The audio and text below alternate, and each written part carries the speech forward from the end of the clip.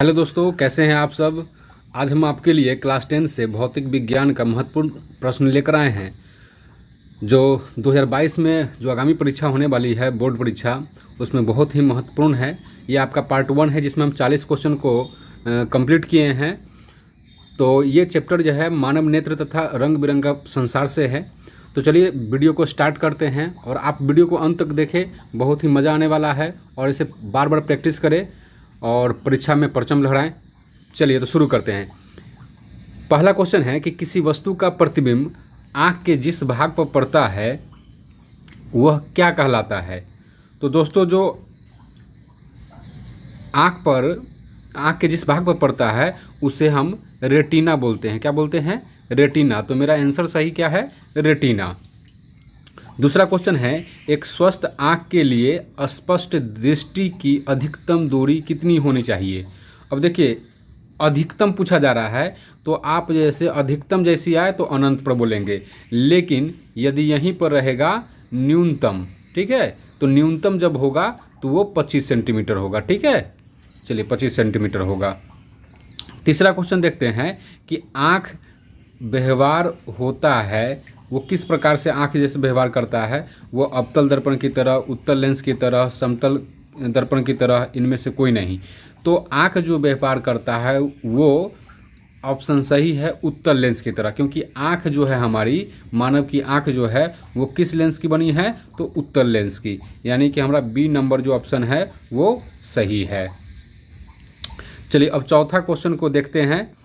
चौथा number question है, मानव नेत्र में किस प्रकार का लेंस पाया जाता है।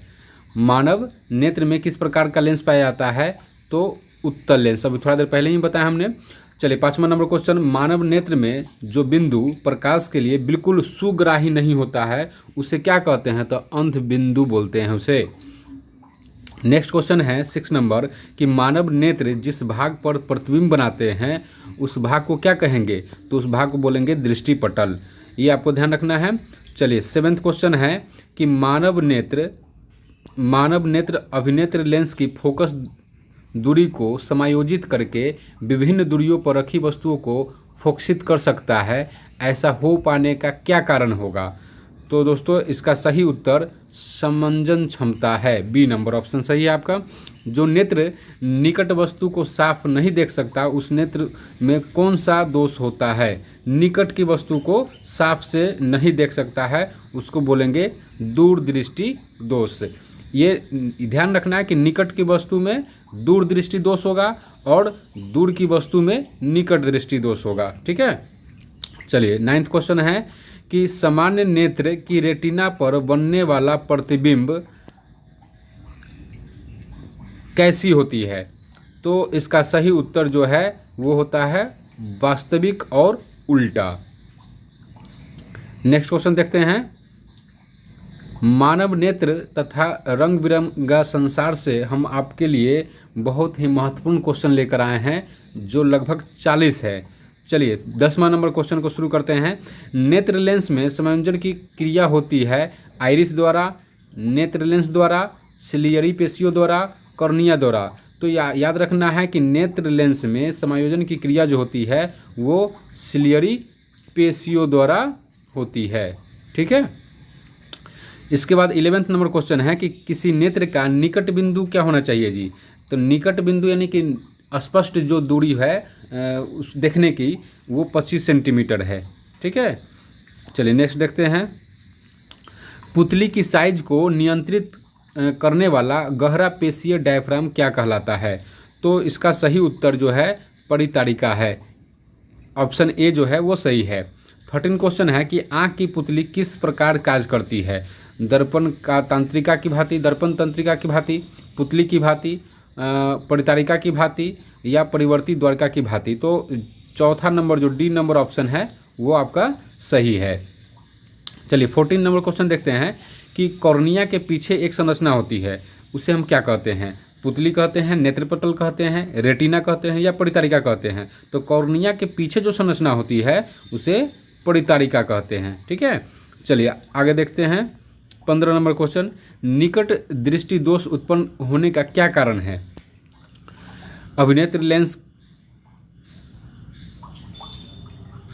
की वक्रता बढ़ जाना, अभिनेत्र लेंस की वक्रता का घट जाना, नेत्र गोलक की लंबाई घट जाना, सभी कथन सत्य है। तो पहला नंबर जो ऑप्शन है आपका कि अभिनेत्र लेंस की वक्रता बढ़ जाना, ये सही है।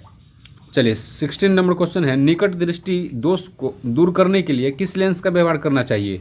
तो याद रखना है कि निकट के लिए हमें अवतल, निकट के लिए अवतल लेंस का व्यवहार करना चाहिए, जबकि दूर दृष्टि के लिए दूर करने के लिए क्या लेना चाहिए? उत्तल लेना चाहिए। दूर दृष्टि के लिए, निकट दृष्टि दोष दूर करने के लिए अवतल लेंस का प्रयोग करना चाहिए, जबकि दूर दृष्टि दोष दूर करने के लिए उत्तल का प्रयोग करना चाहिए। चलिए अगला क्वेश्चन देखते हैं कि आँख में प्रवेश करने वाले प्रकाश की मात्रा को कौन नियंत्रित करता है? तो ये तो बहुत ही सरल जवाब है इसका कि परितारिका है। चलिए नेक्स्ट है, चलिए 18 नंबर क्वेश्चन, 18 नंबर, नेत्र में प्रवेश करने वाले प्रकाश किरणों का अधिकांश अपवर्तन होता है, तो ये कहाँ होता है? नेत्रोद अंतरपृष्ठ पर, अभिनेत्र के अंतरपृष्ठ पर, या कॉर्निया के बाहर पृष्ठ पर, या इनमें से कोई नहीं? तो ऑप्शन सी जो है आपका वो सही उत्तर है। 19 नंबर क्वेश्चन है कि किसी दृष्टि दोष को अवतल और उत्तल लेंसों से बने द्विफोक्सी लेंस द्वारा संशोधित दोनों किया जा सकता है। तो निकट दृष्टि दोष, दीर्घ दृष्टि दोष, जरा दृष्टि दोष या मोतियाबिंद। तो जरा दृष्टिता को जैसे ये दर्शाता है, जिसको बाइफोकली लेंस बोलते हैं। चलिए 20 नंबर क्वेश्चन है कि नेत्र गोलक का व्यास कितना होता है? तो 2.3 होता है। ठीक है, नेक्स्ट क्वेश्चन देखते हैं। जब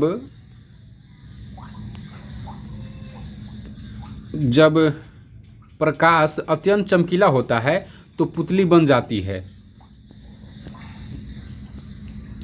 जब प्रकाश अत्यंत चमकीला होता है तो पुतली बन जाती है, छोटी बन जाती है ना। 22 नंबर क्वेश्चन है कि मंद प्रकाश में किसकी शिथिलता से पुतली पूर्ण रूप से फैल जाती है? तो परितारिका के कारण, परितारिका के कारण मंद प्रकाश में शिथिलता से पुतली जैसे पूर्ण रूप से फैल जाती है। चलिए नेक्स्ट देखते हैं 23 नंबर क्वेश्चन।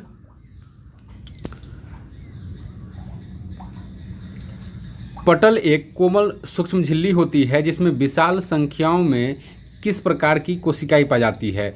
तो प्रकाश सुग्राही होता है ना, प्रकाश सुग्राही होता है।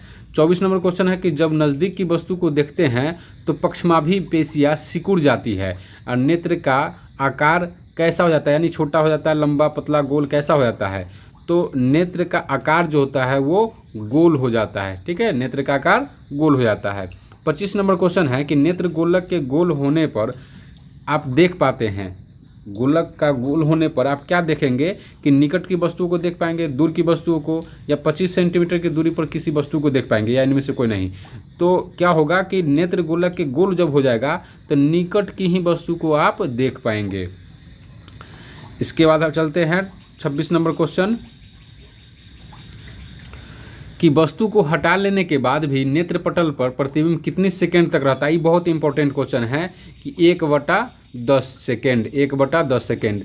ऐसे जैसे जो हम लोग टीवी स्क्रीन पर या मोबाइल में जो वीडियो देखते हैं और एक फ्लैप स्क्रीन जैसे जो खसकता है वो 1/16वां भाग होता है। ठीक है, 1/16वां भाग होता है, ये आपको ध्यान रखना है। लेकिन यहाँ वस्तु को हटा लेने के बाद भी नेत्र पटल पर प्रतिबिंब कितने सेकंड तक बनता है?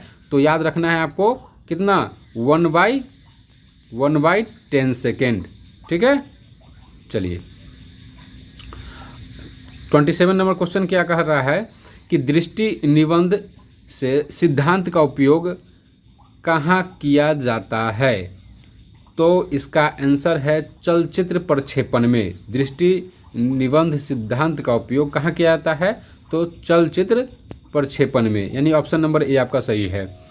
चलिए 28 नंबर देखते हैं कि कॉर्निया के पीछे क्या है जो काले रंग की पेशियों के समुच्चय है? तो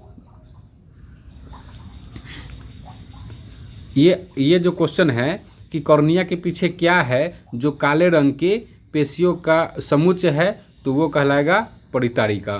ठीक है, चलिए नेक्स्ट क्वेश्चन देखते हैं। 30वां नंबर क्वेश्चन देखते हैं। क्या कहता है कि कॉर्निया में दोष अर्थात उसके पूर्णतः गोलीय न होने के कारण किस प्रकार का नेत्र दोष होता है? तो ऑप्शन नंबर ए अबिंदुकता होगा। 31 नंबर क्वेश्चन है कि अबिंदुकता नेत्र दोष वाले व्यक्ति के चश्मे में किस तरह के लेंस से दोष का निवारण होता है? तो बेलनाकार लेंस का आवश्यकता होता है। चलिए 32 नंबर क्वेश्चन है कि दोष रहित नेत्र 25 सेंटीमीटर और अनंत के बीच रखी वस्तु के आसानी से देख पाता है, इसके बीच की दूरी को हम क्या कहेंगे? तो दृष्टि परिसर बोलेंगे। यानी आप देखिए कि 25 सेंटीमीटर ये किसके लिए है और अनंत के लिए, ये दोनों किसके लिए है, ये आप आगे के क्वेश्चन में पढ़ चुके हैं। चलिए अब हम आगे देखते हैं 33वां नंबर क्वेश्चन कि मानव नेत्र 2 हैं, अतः इसका दृष्टि क्षेत्र होगा। आपके पास जैसे कितने आँख हैं? 2, तो दोनों के लिए दृष्टि जो क्षेत्र होगा वो 160 डिग्री होगा। ये बहुत ही इंपॉर्टेंट है, जो कॉम्पिटिटिव एग्जाम में पूछा जाता है। शिकार करने वाले जंतुओं के 2 नेत्र उसके सिर पर विपरीत दिशाओं में स्थित होते हैं, अतः इसका दृष्टि क्षेत्र जो होगा वो अधिकतम होगा। ठीक है, दृष्टि क्षेत्र जो होगा वो अधिकतम होगा। 35 नंबर क्वेश्चन, सामान्य दृष्टि के वयस्क के लिए सुस्पष्ट दर्शन की न्यूनतम दूरी जो होगा वो आपको हम बताए हैं 25 सेंटीमीटर, है ना, 25 सेंटीमीटर। तो ऑप्शन नंबर सी इसमें सही है। चलिए 36 नंबर क्वेश्चन है कि किस लेंस का उपयोग कर दीर्घ दृष्टि दोष को संशोधित किया जा सकता है, यानी इसको सही किया जा सकता है? तो ऑप्शन नंबर बी जो है उत्तल लेंस वो सही है। 37 नंबर क्वेश्चन देखते हैं। दूर दृष्टि वाली आंखें साफ साफ देख सकती है, दूर दृष्टि वाली आंखें साफ साफ देख सकती है, तो दूर की वस्तुओं को देख सकती है। चलिए 38 नंबर क्वेश्चन है कि कभी कभी कुछ व्यक्तियों के नेत्र का क्रिस्टलीय लेंस दुधिया तथा धुंधला हो जाता है, इस स्थिति को क्या कहेंगे? तो इस स्थिति को कहेंगे मोतियाबिंद कहेंगे, कैटरैक्ट बोलते हैं। ठीक है, चलिए 39 नंबर क्वेश्चन देखते हैं। जरा दूरदृष्टिता क्यों उत्पन्न हो जाती है? जरा दूरदृष्टिता क्यों उत्पन्न हो जाती है? क्योंकि नेत्र की समंजन क्षमता जो है वो घट जाती है। तो आपका जैसे सही उत्तर जो होगा वो होगा ए नंबर। ठीक है, चलिए ए नंबर। अब इसके बाद देखते हैं 40वां क्वेश्चन है कि दीर्घ दृष्टि दोष होने का क्या कारण है? तो इसका सही उत्तर है अभिनेत्र लेंस की फोकस दूरी का अत्यधिक हो जाना, यानी कि आपका डी नंबर जो ऑप्शन है वो सही है। तो दोस्तों ये वीडियो आपको कैसा लगा? हम आपको नेक्स्ट वीडियो में पार्ट 2 इसका लाएंगे, यही रंग मानव नेत्र तथा रंग बिरंगा संसार से ही, जिसमें 40 क्वेश्चन और होंगे, यानी कुल मिलाकर 80-85 क्वेश्चन हम आपको कंप्लीट कराएंगे मात्र एक चैप्टर से। और कमेंट कर हमें बताएं कि आपको ये वीडियो कैसा लगा। बहुत बहुत धन्यवाद।